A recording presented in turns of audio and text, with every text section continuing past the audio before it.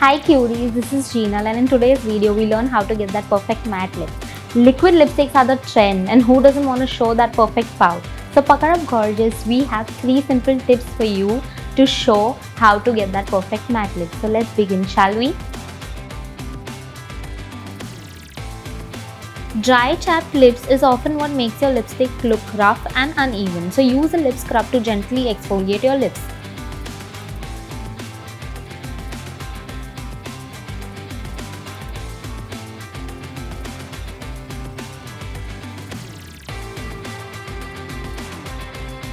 So, apply a lightweight lip balm to hydrate your lips so that your lipstick will go on smooth and more even. Time to apply your favorite lipstick now. Start off by applying thin and even layers in the center of your upper lip. Then work from the center to the outer edges.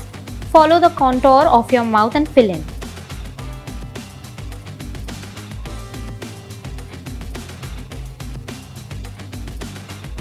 There you have it, your perfect matte lip.